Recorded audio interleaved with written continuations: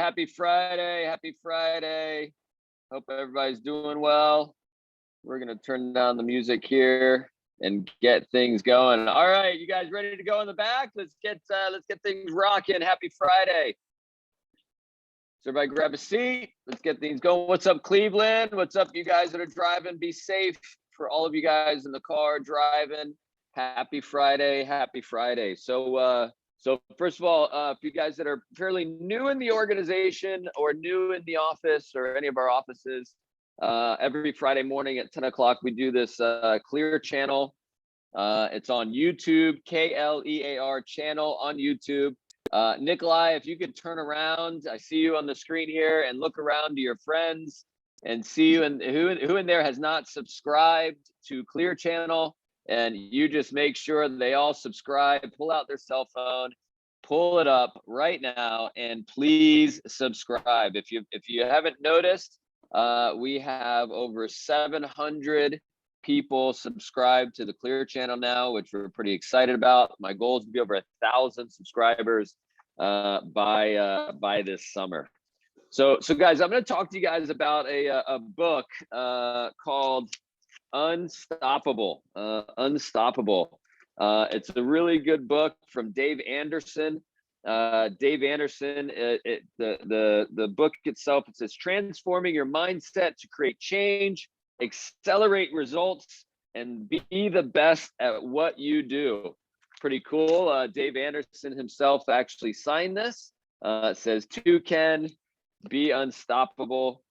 Dave Anderson. He's a very good friend of my buddy Adam, who has gotten him on a lot of calls of ours in management and during the quarantine times during COVID. He was a keynote guest speaker. He's a very, very well-known,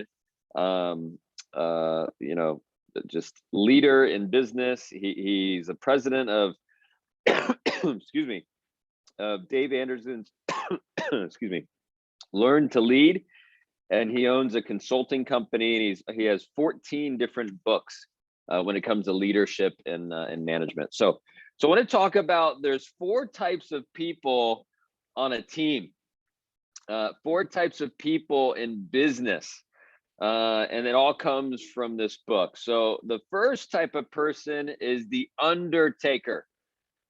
The undertaker.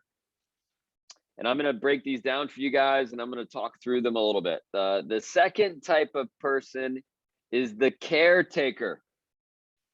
The caretaker.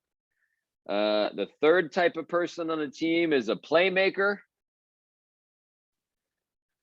And the fourth individual on a team is a game changer. Game changer. So first, the undertaker. It sounds like a scary movie, The Undertaker. And the interesting thing about it is the name actually, kind of tells us who it is. And it's funny, the undertakers are people in an organization, people on a team that are quote unquote unemployed, but they're still on your payroll. There are people that unfortunately we need to remove from organizations, remove from teams, but they're still there sometimes. And it's these are unfortunately, in all teams, all organizations, there's always going to be someone on the team that is toxic. It's just not a fit. And as a leader, the hardest part is to step in and to make sure politely you ask them to move on to another team. And these are people that are, talented at times, talented in business, talented in organizations, but they poison the locker room. They poison the behind the scenes. And it could be just a misalignment in values, which is not a bad thing. I think of sports all the time, and there's a guy that plays in Chelsea, a guy named Lukaku, who, from the articles that I read, he's not so happy there. He's one of the highest paid soccer players in the world, playing at Chelsea, but he doesn't mix in well with the organization, with the team. And so, and actually they're talking already about, loaning them out to other organizations, other teams. But these oftentimes are highly talented people. And the key and the reason why they're unfortunately an undertaker, it is all mindset. It is all mindset. And when the mindset is seriously flawed, and they never see the positive things. They always focus on the negatives. They ultimately, just need to move on, which is, it happens sometimes. Now, the good thing about when as a leader, if you have the confidence and you have the ability to make the decisions, to politely, pass people on to their next career opportunities or the next opportunity, next organization, your team starts to realize that that you don't associate with mediocrity. You don't associate with negative people. You don't want to have people in a role that they don't want to be in, and that's totally okay. And just remember that it's always crowded. It is always crowded in the underperformance line. It's always very, very crowded, right? So again, the hard thing to do as a leader and as someone developing potentially in the leadership roles and the management positions, and as you learn to lead, it is hard to step in sometimes and have those tough conversations and do it professionally, politely, and help people move on to their next opportunity. All right, so that's The Undertaker. And like I said, it kind of sounds like a scary movie. It may be a scary movie. I don't know. All right, The Caretaker. The Caretaker. The Caretaker is the just enough performer. The just enough performer. It's the one that does enough to get by, does enough to hit their numbers, does enough to not get fired. And it's interesting because every business, every organization, every team has minimum expectations, standards, and there's this little baseline of minimum, and they always ride around that baseline.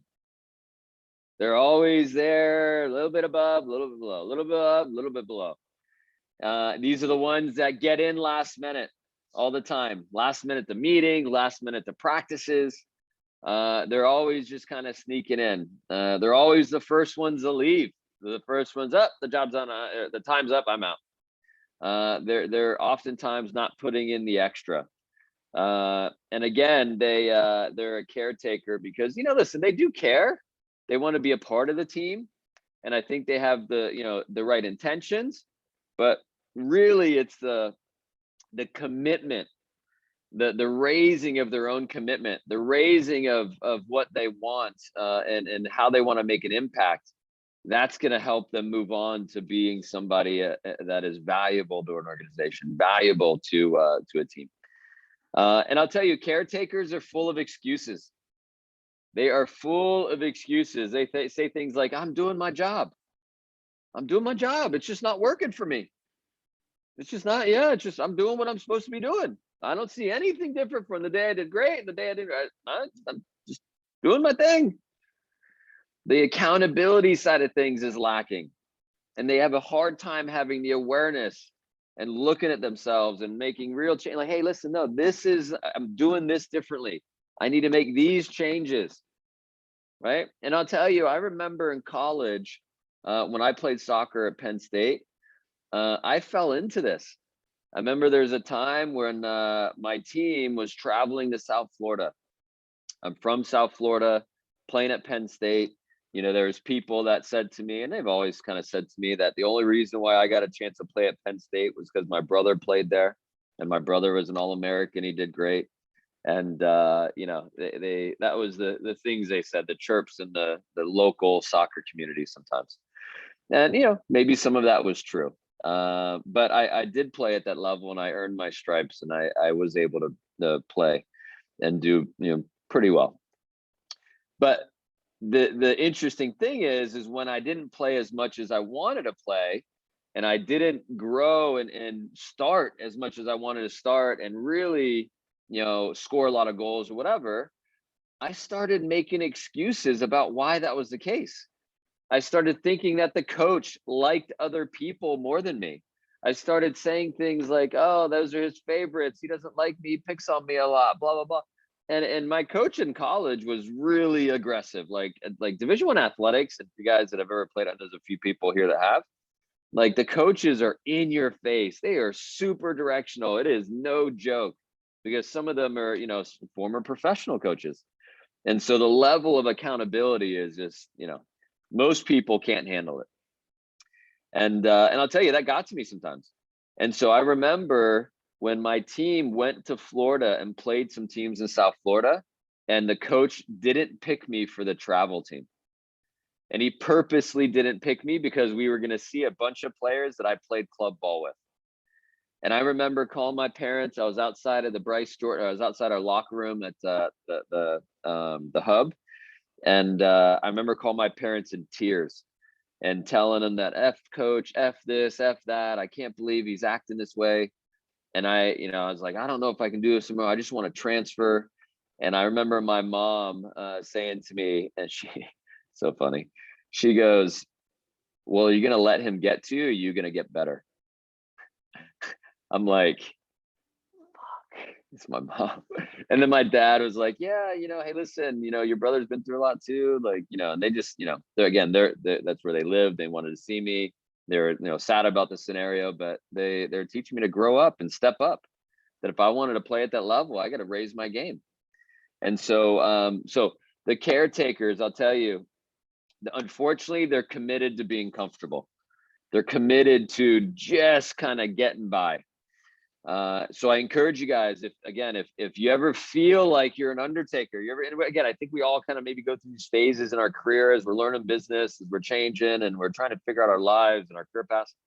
If you ever feel like you're an undertaker, you ever feel like you're a caretaker, there's things you can do to get moving. And I'll tell you, a caretaker, if you want to go from a caretaker to move on to a playmaker or a game changer, one of the biggest things you can do is when you come across an issue, a problem, bring a solution. Bring something that you can actually do to make a change to improve your situation. And if you want to change your results, you have to change your behaviors. If you want to change your behaviors, you have to change your thinking. And you actually can change what you think about. So it all starts in your mind. If you think in the right way, you're going to stop, making excuses. You're going to focus on things you can control. And when you focus on things you can control and you focus on positive and stop making excuses, then you start making moves to being unstoppable. All right, so that's the caretaker. And I'll tell you again, sometimes we evolve through these different phases of being a caretaker. And, so I would ask myself, if you want to move beyond the caretaker side of things and move into being a playmaker or a game changer, I would ask myself, what percentage of my daily routine or my day in general, my week, my month, is, thinking and acting like a caretaker, just doing enough to get by? And how much of my day or my week or my, relationships or the things I do outside of work, am I really pushing myself to do better and to make positive change? All right, and then we move on to the playmaker. In every organization and every team, there's playmakers. There's people that play vital roles, right? And a playmaker is a significant upgrade to the caretaker and the undertaker. It's a significant upgrade in mindset. It's a significant upgrade in energy, someone who's driven, and ultimately someone who performs, right?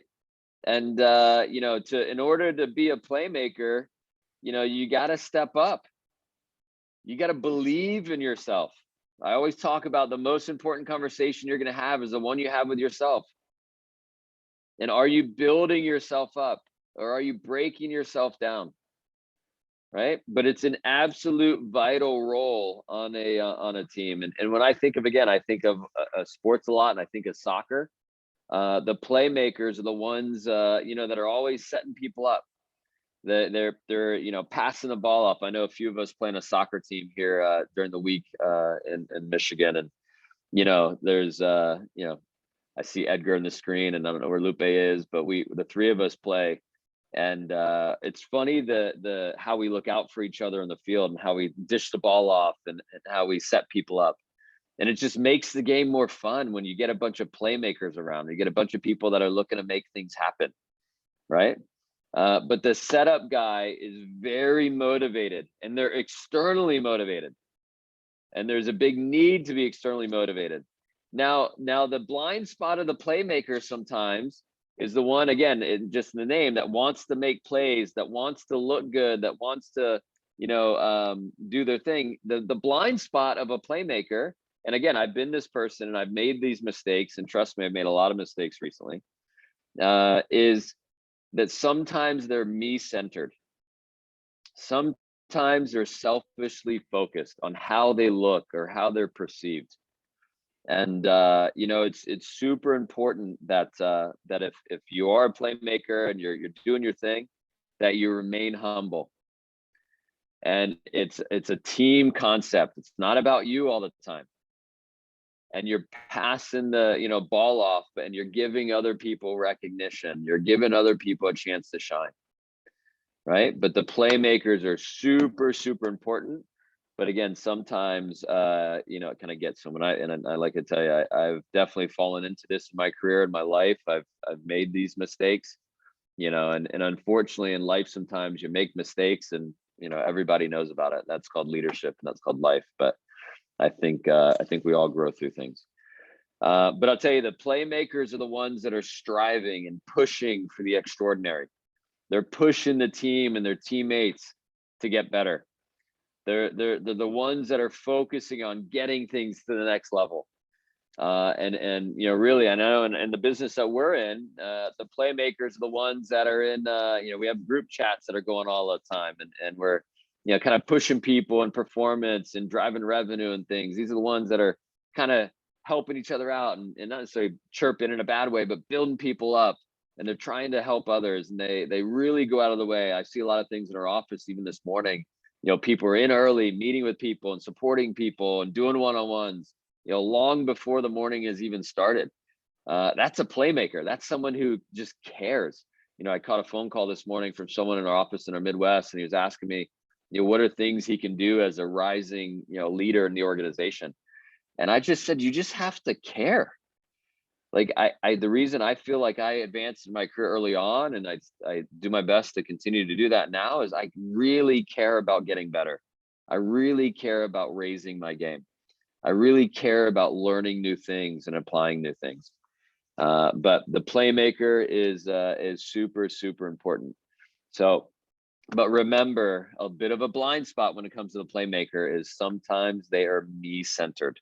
It's about them. So just be aware of that, because again, super important, the playmakers in all organizations, all teams, but it's not just about you. All right. And then the game changer. This is the one we all want to be, the game changer. And I'll tell you, sometimes I think people feel that game changers, people that are really the winners internally in organizations, people that advance the most, take on the most responsibility, people that in sports really make a difference, hit the winning shots. I think sometimes people think that they just they're born that way. And that's not the case at all. Game changers are absolutely 100% made. They're people that in the dark, when nobody's watching, they are doing the work. They're in the gym before the lights turn on Friday night lights or on Sunday football. They're the ones, I remember there's a ESPN thing I saw, if you guys know the name Jerry Rice, but Jerry Rice and his wife were being interviewed by ESPN. and they had just been in the playoffs or the Super Bowl or whatever. And the announcer asked Jerry Rice's wife, and basically says, "Hey, are you happy that the season is over? Obviously it's a pretty strenuous season. They're playing, traveling, whatever." And his wife is like, "Are you crazy? The season is over? The off season is worse than the regular season. At least on Saturdays before he plays on Sundays, he's not going hard twice a day. At least I get to see him a little bit before a game day because he's got to be ready to go for game day. But the off season is even worse than the regular season." And that's super true when it comes to people that are game changers. They have this insatiable attitude to get better. They have this deep burning desire to be successful. They're constantly in business, and translating from sports to business. These are the ones that are constantly reading.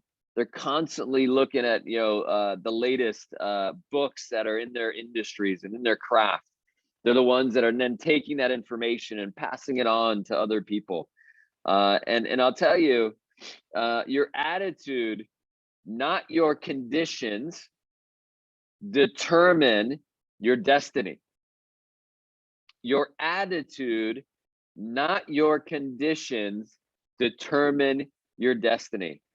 And and I won't get all the details here, but a good friend of mine on the call today there's an accident in the family, and his girlfriend was in a really bad situation recently, and I got a chance to speak to them recently, and man, being what happened, and like the positive attitude I heard from her, like I literally got off the phone and I told my wife like how inspiring it was to talk to her, going through all the things she'd been through in the recent days and recent weeks, and now what she's doing and how she looks at things. And John, I know you're shaking your head because you know what I'm talking about, but like, oh my God, it was like so inspiring to even to feel how she made me feel.